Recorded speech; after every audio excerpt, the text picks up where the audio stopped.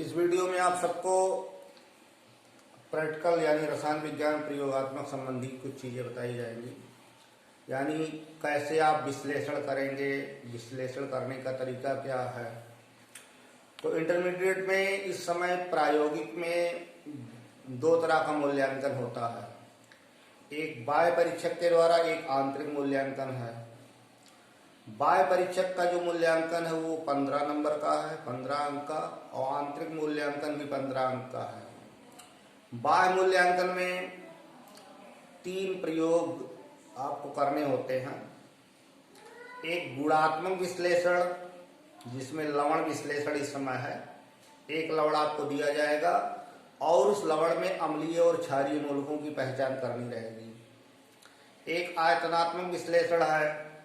आयतनात्मक विश्लेषण में एक मानक विलयन बना करके और उसकी सहायता से अज्ञात विलयन की सांद्रता ज्ञात करना, और एक विषय वस्तु पर आधारित प्रयोग।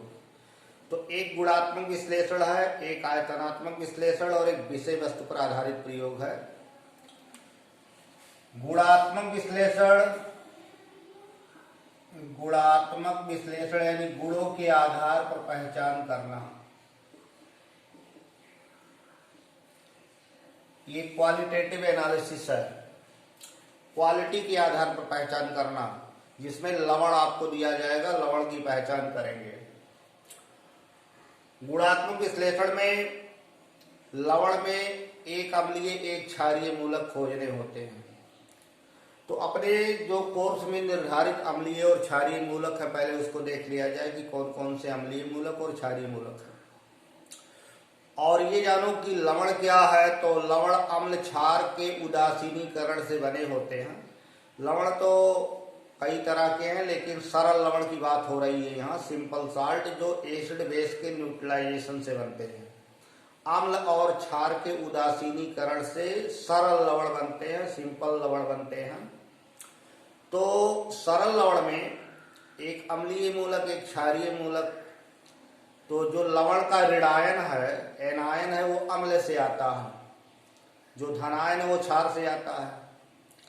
तो किसी लवण के आयनन में जो ऋणायन मिलेगा उसको एसिड रेडिकल कहेंगे, जो धनायन मिलेगा उसे बेसिक रेडिकल कहेंगे। साल्ट में जो एनायन या ऋणायन होगा उसे अम्लीय मूलक, जो धनायन होगा उसे क्षारीय मूलक कहेंगे। तो अपने कोर्स में अम्लीय मूलकों की पहचान करने के लिए उनका 3 वर्ग बना दिया गया, 3 कैटेगरी बना दी गई है। जैसे तनु अम्ल से पहचान देने वाले, डाइल्यूट एसिड से पहचान देने वाले, कंसंट्रेट एसिड से पहचान देने वाले और विशेष पहचान देने वाले। तो तनु अम्ल से यानी डाइल्यूट एसिड से पहचान देने वाले, चाहे डाइल्यूट HCl या डाइल्यूट H2SO4, इससे पहचान देने वाले मूलक हैं अम्लीय वाले कार्बोनेट, सल्फाइड,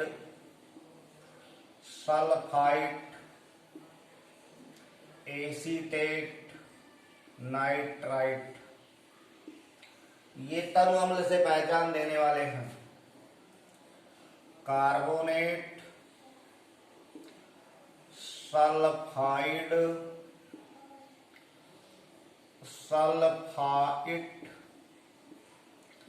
एसीटेट, नाइट्राइट। तो पहले तो इसको याद कर जाइए कि ये एसिड रेडिकल लवण को शुष्क परखनली में लेकर के तनु अम्ल मिलाएंगे, डाइल्यूट एसिड, चाहे डाइल्यूट HCl मिलाओ या डाइल्यूट H2SO4 मिलाओ, तो ये अपनी उपस्थिति दर्ज कराएंगे कि ये है कि नहीं है। जैसे एक लवण में एक अम्लीय एक क्षारीय होता है, तो आपको अम्लीय एक ही मिलेगा, और कोर्स में कई अम्लीय मूलक हैं तो उसमें एक खोजना आसान हो जाए, इसलिए उनको डिवाइड कर दिया गया है, ग्रुप में बांट दिया गया है। ऐसे सांद्र अम्ल से पहचान देने वाले हैं, कंसंट्रेट एसिड से पहचान देने वाले हैं chloride, bromide, iodide, nitrate, oxalate. ये क्लोराइड है, ब्रोमाइड, आयोडाइड, नाइट्रेट और ऑक्सलेट, ये सांद्र अम्ल से पहचान देने वाले हैं। और एक विशेष पहचान देने वाला है, तीसरा जो वर्ग बना है विशेष पहचान देने वाले, इस साइड में लिख दिए जा रहे हैं। विशेष पहचान या विशिष्ट पहचान देने वाले ये हैं सल्फेट और फास्फेट, दो हैं। तो इस तरह कुल 12 एसिड रेडिकल है, 12 एसिड रेडिकल है, इसमें कोई एक खोजना रहेगा। तो अम्लीय मूलकों की पहचान करने के लिए, जैसे 12 में से कोई एक ही होगा, तो उसकी पहचान करने के लिए जो साल्ट आपको दिया जाए, जो लवण दिया जाए, उसको शुष्क परख नली में लेकर के पहले इनको खोजेंगे, इनकी संभावित पहचान आपको मिलेगी। अगर इसमें कोई अपनी उपस्थिति बताता है कि हम उपस्थित हैं, तो फिर उसकी विशिष्ट पहचान करेंगे। साल्ट को लेकर के तनु अम्ल या तनु सल्फ्यूरिक अम्ल, मतलब तनु हाइड्रोक्लोरिक एसिड या तनु सल्फ्यूरिक एसिड मिलाएंगे, तो इनमें कोई होगा तो अपनी उपस्थिति बताएगा, संभावित पहचान देगा। अगर इसमें से कोई नहीं है तो फिर आप परखनली में जो मटेरियल लिए हैं उसको फेंक करके परखनली धुल लो, उसको शुष्क कर लो, सुखा लीजिए। सुखाने के बाद फिर उसी साल्ट को लेकर के सांद्र सल्फ्यूरिक एसिड मिलाओ। अगर इसमें से कोई होगा तो अपनी संभावित पहचान देगा, अपनी उपस्थिति देगा। और इसमें से नहीं कोई रहेगा तो इनमें खोज लेंगे कि सल्फेट है कि फास्फेट है। तो ये 12 एसिड रेडिकल लिखे गए हैं, 12 में कोई एक ही होता है, और जिसकी उपस्थिति आपको लगेगी उसी का कंफर्मेटरी एनालिसिस यानी संपुष्टि परीक्षण करेंगे, उसी को कंफर्म करेंगे कि हमारी संभावना सही है या गलत है। तो दिए गए अकार्बनिक लवण को शुष्क परख नली में लेकर के एसिड मिलाएंगे, ये होंगे तो अपनी संभावित पहचान देंगे, ये होंगे तो अपनी संभावित पहचान देंगे। ये विशिष्ट पहचान मतलब इनको अलग अलग करके खोज लिया जाएगा। अगर आपको यहाँ एक एसिड रेडिकल की संभावना मिल गई तो फिर आपको आगे नहीं चलना रहेगा, क्योंकि एक साल्ट में एक ही अम्लीय मूलक रहेगा। इसमें जब नहीं कुछ मिले तो फिर आप इसमें खोजेंगे। जैसे आपको कार्बोनेट मिल गया, कार्बोनेट लग रहा है तो कार्बोनेट कंफर्म कर लीजिए। कार्बोनेट कंफर्म हो गया तो फिर आप आगे इनको नहीं करेंगे, फिर क्षारीय मूलक की पहचान करेंगे। तो पहले तो ये याद कर लो कि अम्लीय मूलक कौन है, कितने हैं, और उसके बाद इसका टेस्ट बताया जाएगा। तो 3 ग्रुप में अम्लीय मूलक को रखा गया है। तनु अम्ल डाइल्यूट एसिड से पहचान देने वाले, डाइल्यूट एसिड में डाइल्यूट हाइड्रोक्लोरिक या डाइल्यूट सल्फ्यूरिक एसिड मिलाया जाएगा। सांद्र अम्ल में सांद्र सल्फ्यूरिक अम्ल का प्रयोग करेंगे, और इनकी तो विशेष पहचान है, आपको सल्फेट या फास्फेट का विशिष्ट पहचान करना पड़ेगा। तो carbonate, sulphide, sulphite, acetate, nitrite, एक ग्रुप ये है। तनु अम्लों से देने वाले पहचान, ये साल्ट होंगे, डाइल्यूट एसिड मिलाओगे तो कोई ना कोई रंगगंध आपको पता चलेगा, तो उससे आप रंगगंध से संभावित पहचान करेंगे। इसमें नहीं कोई होगा तो फिर आप परखनली में जो मटेरियल लिए हैं उसको फेंक करके परखनली को धुलकर शुष्क कर लेंगे। उसके बाद फिर से वही लवण लेकर के सांद्र अम्ल मिलाएंगे। सांद्र अम्ल की उपस्थिति में chloride, bromide, iodide, nitrate, oxalate, ये अगर होंगे तो अपनी संभावित पहचान देंगे। अगर इन 10 में नहीं मिला तो फिर आप यहाँ खोजेंगे सल्फेट, फास्फेट में से कौन हो सकता है। तो ये अम्लीय मूलक पहले आप इसको याद करो और उसके पश्चात इसकी पहचान आपको बताई जाएगी। तो ये एसिड रेडिकल 12 है कोर्स में। अम्लीय मूलक लवण के जो ऋणायन है वो एसिड रेडिकल हैं। अब ऐसे क्षारीय मूलकों का कैटेगरी बनाया गया है। बेसिक रेडिकल यानी जो कैटायन है, जो साल्ट के कैटायन है, क्षारीय मूलक, बेसिक रेडिकल्स। एक साल्ट में एक अम्लीय एक क्षारीय मूलक होता है।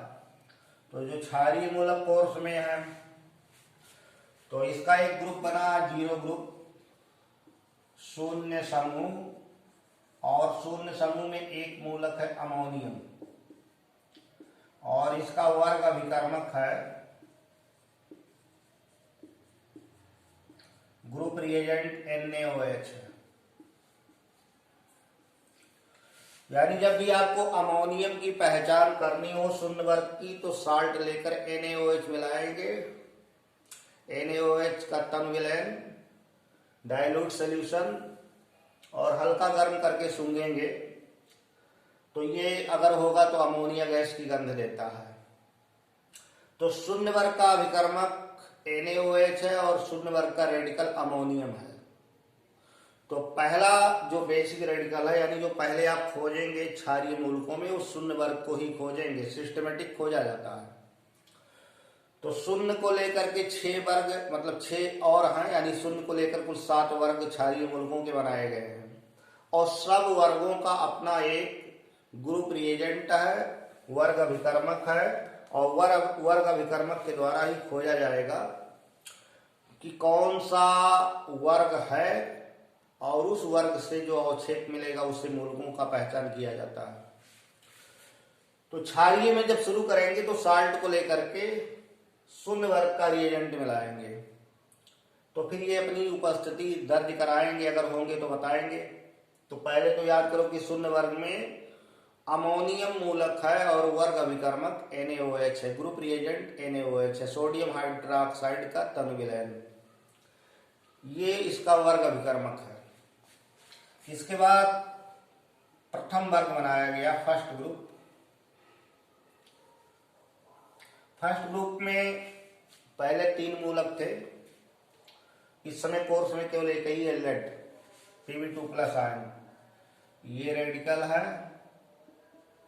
और सिल्वर और मर्क्यूरस इस समय नहीं है, किताबों में दिए हैं तो कोर्स में नहीं है, मतलब ये आपको नहीं दिया जाएगा, ये कोर्स में नहीं है, नॉट अलॉटेड, यही है। और फर्स्ट वर्ग का वर्ग अभिकर्मक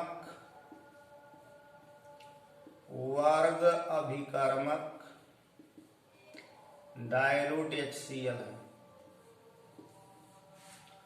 क्षारीय मूलकों में वर्ग अभिकर्मक का कार्य होता है अवक्षेप बनवाना। जैसे साल्ट लिया और तन NaOH मिलाकर हल्का गर्म किया, आपको इसकी पहचान नहीं लगी, यानी शून्य वर्ग की पहचान नहीं लगी, तो आगे बढ़ना क्रमवार है। जब भी आप रेडिकल शुरू करेंगे तो पहले शून्य वर्ग में क्षारीय खोजेंगे, नहीं मिलेगा तो फर्स्ट में चलेंगे, नहीं मिलेगा तो सेकंड में चलेंगे, यानी क्रमवार खोजा जाता है। तो अगर शून्य वर्ग का अमोनियम नहीं है तो पूरे साल्ट में जो मटेरियल है उसको फेंक देंगे। फेंकने के बाद फिर से साल्ट को लेकर के परख नली में और उसका ओरिजिनल सोल्यूशन यानी मूल विलयन बनाएंगे। मूल विलयन पानी में बनाया जाता है, ठंडे पानी में, नहीं बना तो गर्म करके बनाते हैं, फिर नहीं बनेगा तो डाइल्यूट HCl, कंसंट्रेट HCl इस तरह प्रयोग करते हैं। तो मूल विलयन पहले पानी में बनाएंगे, यानी साल्ट को लेकर के पानी में घोलेंगे, ये देख लिया जाएगा कि घुलता है कि नहीं घुलता है। तो जलीय विलयन बनाने के बाद वर्ग अभिकर्मक डाइल्यूट HCl मिलाएंगे। डाइल्यूट HCl ये ग्रुप रिएजेंट है प्रथम वर्ग का। अगर मिलाने पर ये लोग परख नली में लवण के अंदर मौजूद हैं, जैसे अब तो केवल यही रहेगा, लेड केवल दिया जाएगा, ये तो दिए नहीं जाएंगे। तो अगर लेड है परख नली के अंदर, लेड आयन Pb2+, तो डाइल्यूट HCl मिलाते ही लेड क्लोराइड बना देगा, PbCl2 बना देगा और प्रेसिपिटेट हो जाएगा, अवक्षेपित हो जाएगा। साल्ट को परख नली में लेकर के इसका ओरिजिनल सोल्यूशन बनाएंगे, मूल विलयन। मूल विलयन जनरली पानी में बनाएंगे, नहीं घुलेगा तो फिर आगे दूसरे अभिकर्मकों का प्रयोग किया जाएगा, दूसरे विलायकों का प्रयोग किया जाएगा। और इसमें डाइल्यूट HCl मिलाने पर अगर यहाँ प्रेसिपिटेट सफेद सफेद बनता है, व्हाइट बनता है, तो वो सफेद अवक्षेप लेड क्लोराइड का होगा। तो वर्ग अभिकर्मक का कार्य है उस वर्ग के मूलक को अवक्षेपित कराना। पहले तो आप याद करो, फर्स्ट ग्रुप में लेड मूलक है Pb2+, ये आयन है, यानी कोई लेड का साल्ट दिया जाएगा तो आपको प्रथम वर्ग में उसका अवक्षेप मिल सकता है।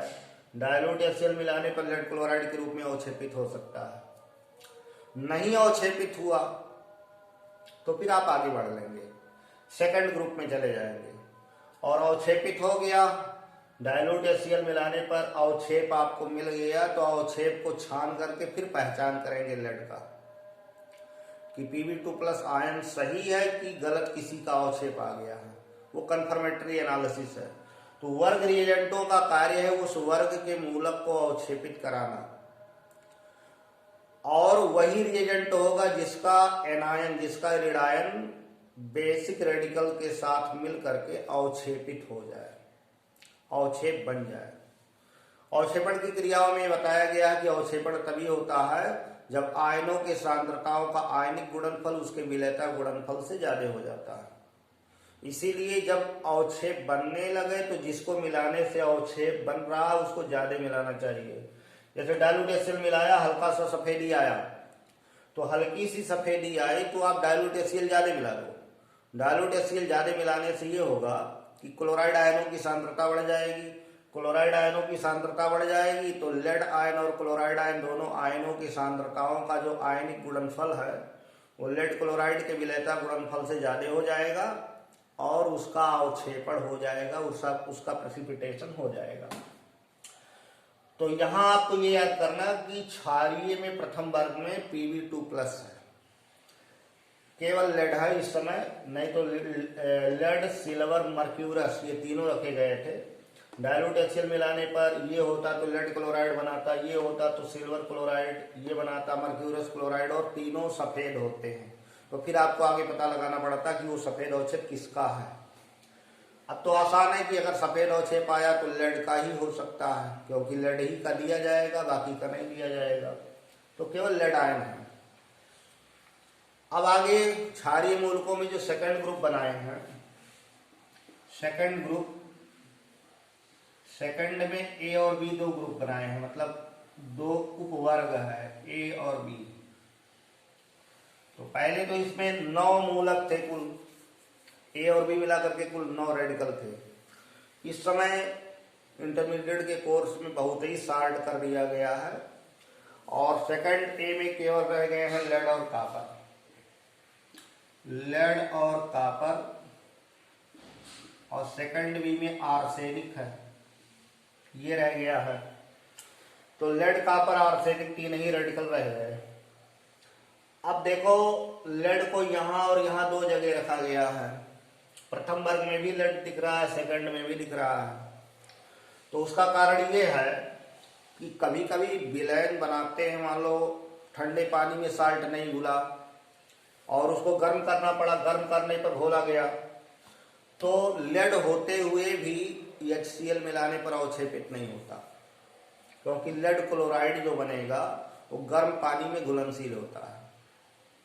इसलिए लेड होते हुए भी आपको अवक्षेप नहीं मिलेगा और सोचेंगे आपकी लेड नहीं है, तो आगे बढ़ जाएंगे।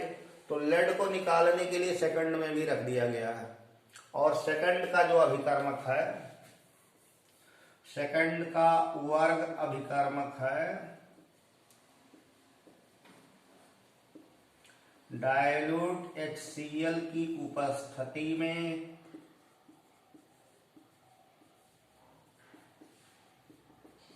H2S gas,